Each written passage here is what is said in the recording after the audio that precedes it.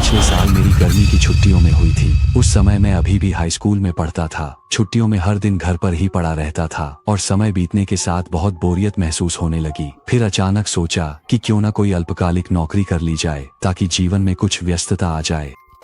इसलिए मैंने अपने दो सबसे अच्छे दोस्तों अकाई और जेंगी को साथ लिया और हम सब ने मिलकर कोई शॉर्ट टर्म जॉब ढूंढने की योजना बनाई ताकि समय काटा जा सके। ठीक उसी समय झेंगी के चाचा एक इलेक्ट्रॉनिक्स फैक्ट्री में उच्च पद पर काम करते थे, तो उसने सुझाव दिया कि क्यों ना उसके चाचा की फैक्ट्री में कोशिश की जाए। वह फैक्ट्री शहर के बाहरी इलाके में थी, हमारे घर से 20 किलोमीटर से भी ज्यादा दूर। रास्ता भले ही सुनसान था, लेकिन वहाँ खाने पीने और रहने की सुविधा थी और वेतन भी अपेक्षाकृत ज्यादा था।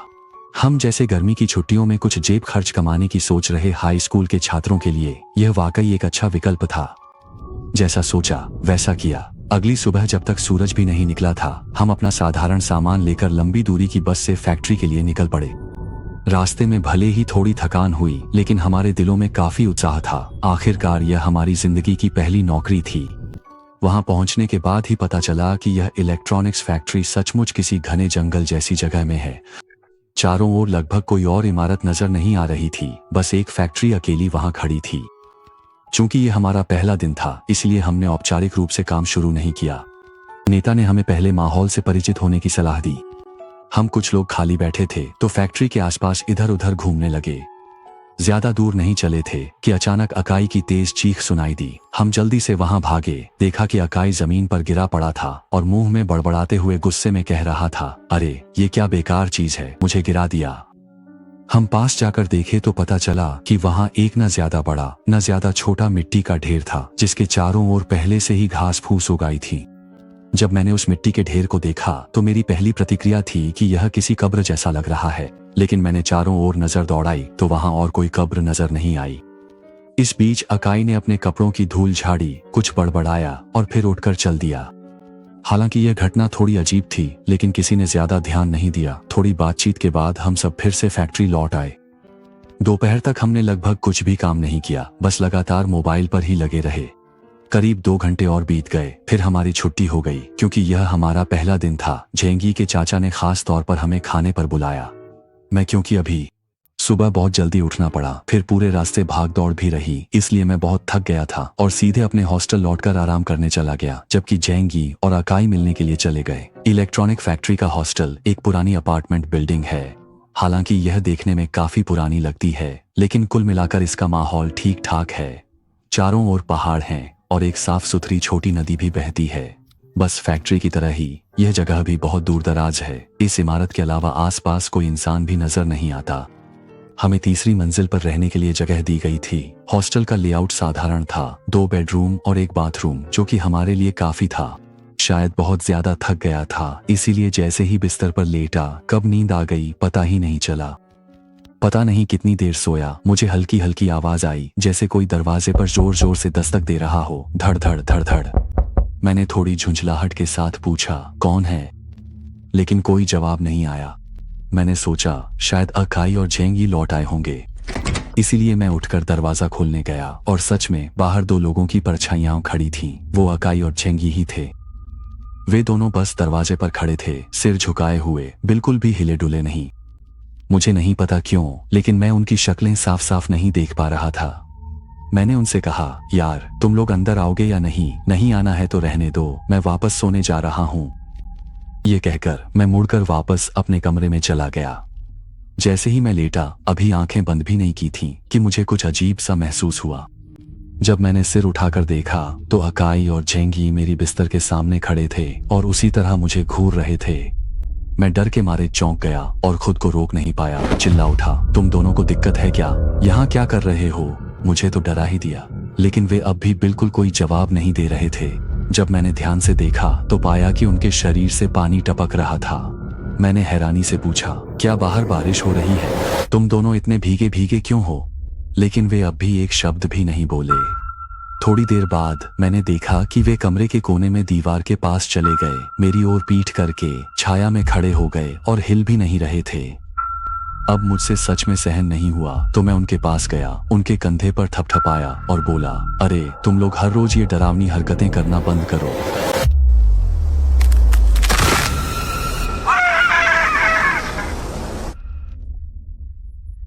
उस पल मैं सच में डर के मारे मर ही गया था, खुद को रोक नहीं पाया और जोर से चिल्ला उठा। फिर अचानक बिस्तर से उठकर बैठ गया, चारों ओर देखा, तब समझ आया कि अभी अभी जो हुआ वो बस एक सपना था। लेकिन वो सपना इतना असली था कि मैं काफी देर तक शांत नहीं हो पाया। मैंने मोबाइल उठाकर देखा तो पता चला कि अभी तो रात के 8 ही बजे हैं। इस वक्त तक अकाई और जेंगी अभी तक वापस नहीं आए थे। मैंने अनजाने में एक नज़र दीवार के कोने पर डाली तो देखा कि वहां पानी का एक छोटा सा गड्ढा छोड़कर और कुछ भी नहीं था। हालांकि मुझे थोड़ी सिहरन सी महसूस हुई, लेकिन मैंने इस बात को ज्यादा गंभीरता से नहीं लिया। शायद मैंने फिर से थोड़ी देर के लिए झपकी ले ली थी। तभी मुझे दरवाजा खुलने की आवाज सुनाई दी। मैंने सोचा कि शायद वे दोनों ही लौट आए हैं, क्योंकि मैं आवाजों के प्रति बहुत संवेदनशील हूँ। आधी नींद में ही मैंने सुना कि अकाई हंसते हुए मजाक में कह रहा था, अरे ये लड़का बस सोना ही जानता है क्या? सोते ही रहो तुम। मैं मजबूरी में आंखें खोलकर बोला, कमाल है, सच में हार मान ली। तुम लोग अब तक कहाँ थे? फिर मैंने एक नजर मोबाइल पर डाली, देखा कि अब रात के 11 बज चुके हैं। मैं इतना थका हुआ था कि उनसे ज्यादा बात भी नहीं की, बस सिर रखकर फिर से सो गया। आधी रात तक तो ठीक से सोया, लेकिन न जाने क्यों आधी रात के बाद मेरी नींद फिर खुल गई। सिर भारी भारी सा लग रहा था। सोचा शायद दिन में ज्यादा सो गया था। करवट बदली, लेकिन नींद नहीं आई तो उठकर टॉयलेट चला गया।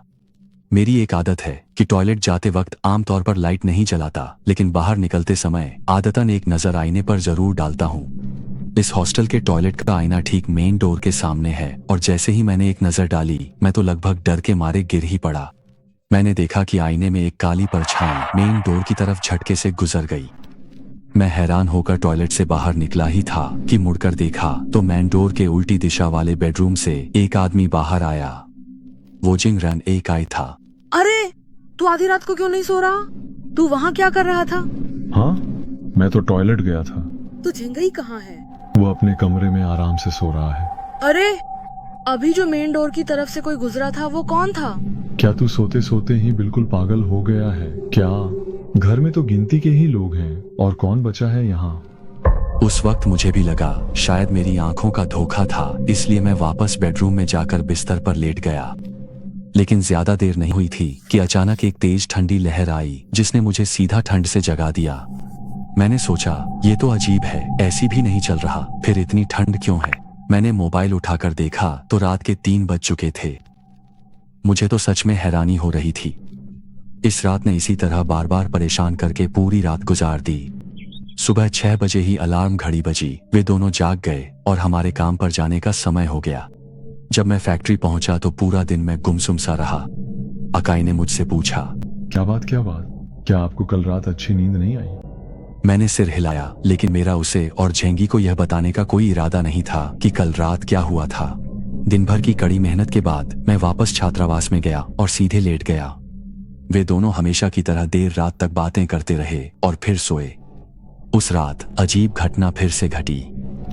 आधी रात के बाद मुझे हल्की सी अपने मोबाइल पर शॉर्ट वीडियो चलने की आवाज सुनाई दी। मैंने सोचा शायद मुझे वहम हुआ है, आखिर इतनी रात को वे दोनों अभी तक जाग तो नहीं सकते। घबराहट के साथ मैंने अकाई के बिस्तर पर नजर डाली और पाया कि वह गहरी नींद में सो रहा था, लेकिन उसका फोन अभी भी वीडियो देख रहा था। मैं उसके पास गया और उसे थपथपाया। तभी वह पलटा और अधीरता से बोला, तुम आधी रात को क्या कर रहे हो? नहीं, आपके फोन पर वीडियो अभी भी क्यों चल रहा है? ये एक सवाल है। असंभव। मैंने सोने से पहले अपना फोन बंद कर दिया था। उसने फिर से अपना फोन बंद कर दिया और मैं जैसे ही बिस्तर पर लेटा, ज्यादा समय नहीं बीता। मैंने फिर से अकाई के बिस्तर से उतरने की आवाज सुनी। वह नंगे पांव जमीन पर चल रहा था, चुपचाप बाहर की ओर जा रहा था और उसके मुंह में जैसे कुछ बड़बड़ा भी रहा था। मैंने जल्दी से जूते पहने और चुपचाप उसके पीछे पीछे चला गया। वह सीधा डॉर्मेट्री के पीछे वाले जंगल की ओर गया। वहां एक छोटी नदी है और वह धीरे धीरे नदी के किनारे की ओर बढ़ गया। देखते ही देखते वह पानी में कदम रखने ही वाला था। मैं जल्दी से दौड़कर उसे पकड़ लिया। वह अचानक अपनी आंखें खोलता है, जैसे किसी सपने से चौंक कर जाग गया हो। हाँ, ये क्या हो गया? क्या मैं बिस्तर पर सो नहीं रहा था? मैं यहाँ कैसे आ गया? भाई, तुम तो लगभग नदी में गिर ही गए थे, पता है? लेकिन मुझे तो लगा मैं हमेशा बिस्तर पर ही सो रहा हूँ। हॉस्टल लौटने के बाद मैं किसी भी तरह से सो नहीं पाया। दिमाग में इन दिनों घटी अजीब घटनाएं ही घूमती रहीं। बड़ी मुश्किल से सुबह हुई और आखिरकार मैं खुद को रोक नहीं पाया और जो कुछ भी इन दिनों हुआ था सब कुछ विस्तार से उन्हें बता दिया। उन्होंने सब सुनने के बाद भी बहुत हैरानी जताई, लेकिन फिर भी मुझे दिलासा दिया, ज्यादा मत सोचो, ये सब शायद सिर्फ एक संयोग है। यह हमारी इलेक्ट्रॉनिक फैक्ट्री में काम करने का तीसरा दिन था, लेकिन मेरे मन में हमेशा कुछ असहज सा महसूस हो रहा था। उस दोपहर बॉस ने मुझे नीचे जाकर एक पार्सल लाने के लिए कहा। जैसे ही मैं सीढ़ियों के पास पहुंचा और नीचे जाने के लिए पैर बढ़ाया, अचानक मुझे लगा कि किसी अदृश्य ताकत ने मुझे पीछे से धक्का दिया और मैं सीधा सीढ़ियों से नीचे गिर पड़ा। लेकिन किस्मत अच्छी थी, ठीक उसी नाजुक पल में मैंने सीढ़ियों की रेलिंग को पकड़ लिया। भले ही मेरा पैर मुड़ गया, लेकिन वह मंजर सच में मुझे बुरी तरह डरा गया। इस वक्त मेरी छठी इंद्रिय ने मुझे बताया कि इस जगह में जरूर कुछ गड़बड़ है, इसलिए मैंने पैर मुड़ने का बहाना बनाकर फैक्ट्री से इस्तीफा दे दिया। उस रात ड्यूटी के बाद आकाई और जेंगी मेरे साथ घर लौटे। भले ही वे यह नहीं समझ पाए कि मैं इतनी आरामदायक और ऊंची तनख्वाह वाली नौकरी क्यों छोड़ रहा हूं, लेकिन जब उन्होंने देखा कि मेरा इरादा पक्का है तो उन्होंने और कुछ नहीं कहा। घर लौटने के बाद मुझे लगातार कई दिनों तक तेज बुखार रहा और मैं पूरी तरह से कमजोर हो गया था। उस दौरान मैंने उनसे फिर कभी संपर्क नहीं किया। स्कूल खुलने के ठीक एक दिन पहले झेंगी ने अचानक मुझे फोन किया। वह हकलाते हुए मुझे एक बात बताने लगा। उसने कहा कि कुछ दिन पहले आकाई मछली पकड़ने गया था, लेकिन गलती से नदी में गिर गया। घर वालों के पुलिस में रिपोर्ट करने के बाद पुलिस ने कई दिनों तक खोजबीन की, तब जाकर उसे नदी से निकाला जा सका। अफसोस की बात है, वह अब इस दुनिया में नहीं रहा। शुरू में मुझे लगा कि वह मुझसे मजाक कर रहा है। कई बार पुष्टि करने के बाद भी मैं इस बात पर यकीन नहीं कर पा रहा था कि यह सच में हुआ है। अगले दिन स्कूल खुलने पर जब मैं स्कूल पहुंचा तो क्लास टीचर ने भी मंच पर इस घटना का जिक्र किया। क्या मैंने तुम लोगों से कितनी बार कहा है कि पानी के स्रोतों से दूर रहो, तुम लोग कभी नहीं सुनते। अब देखो, हमारी क्लास का एक छात्र डूब गया ना। ये सुनकर मैं अनायास ही अकाई की सीट की ओर देखने लगा और सचमुच वह जगह खाली थी। इस समय मेरा दिल पूरी तरह टूट चुका था।